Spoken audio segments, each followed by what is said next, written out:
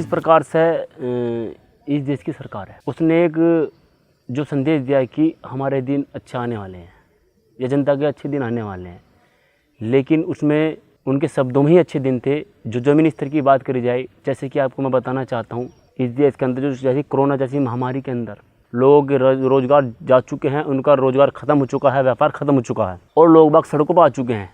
तो ऐसी स्थिति में सरकार को देखना चाहिए था कि जैसी महामारी के अंदर वहाँ पर जो महंगाई सस्ती करनी थी, वहाँ पर और उन्होंने महंगाई दुगनी कर दी। पेट्रोल है, उसके दाम बहुत हैं डाले हैं, और जो आपने देखा जो कच्चा तेल, हमारा सरसों का तेल, उसका दाम बहुत ज़्यादा है, 200 प्लस 230 के समथिंग हमारा फॉर्चून का बिक रहा है। और आटा हमारा वो बहुत महंगा, दाल हमारी बहुत महंगा हो, जहाँ गरीब आदमी को सस्ता सामान मिलना चाहिए था वहाँ बहुत महंगा मिल रहा है।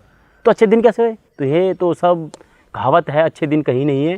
जो अब से पहले सरकार थी शायद उसमें अच्छे दिन हमारे दिख रहे थे।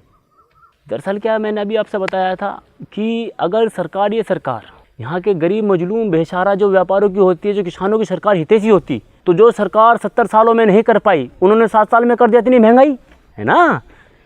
तो यही है कि जो महंगाई की मार से गरीब मजलूम किसान व्यापारी टूट चुका है, बिखर चुका है, उसे समेटने में काफ़ी लंबा समय लगेगा। तो ये सरकार ये ना तो गरीबों की है, ना मजलूमों की है, ना किसानों की है, ना व्यापारियों की है, ये इनकी सबकी विरोधी है। कोई भी कुछ नहीं है। जो गरीब आदमी उसकी मजदूरी नहीं मिल पा रही सही से, जो किसान है आपने देखा होगा किसानों के साथ क्या क्या जा रहा है, जो उनका मूल्य है, जो सही दाम है वो नहीं मिल पा रहा है। जो यहाँ का व्यापारी है वो GST के माध्यम से वो बिल्कुल त्राही नस्ते नाबूद हो चुका है। तो ये जो इस देश के अंदर जो बड़े स्तंभ माने जाते हैं, किसान है, व्यापारी है और यहाँ का गरीब है ना, जो मजदूर वर्ग कहला गया, वो ख़त्म हो चुका है।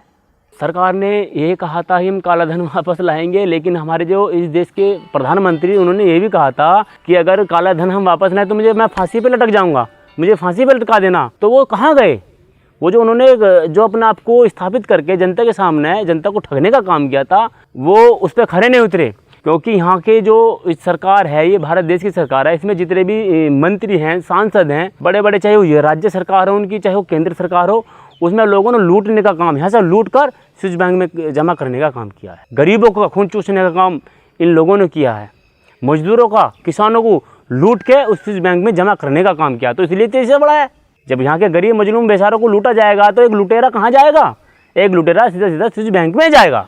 तो वो जो सरकार के खिलाफ जो ये भीम आर्मी आंदोलन करती है, वो इसलिए करती है जो ज़मीनी स्तर है, जो समाज के ज़मीनी स्तर के मुद्दे हैं, जो महंगाई है, महंगाई के साथ साथ यहाँ गरीब मजलूम किसान जो है, इन लोगों पर अत्याचार होता है, उनके हक अधिकारों के लिए जो भीम आर्मी उनको आवाज़ बनकर उनके साथ खड़ा होने का काम करती है।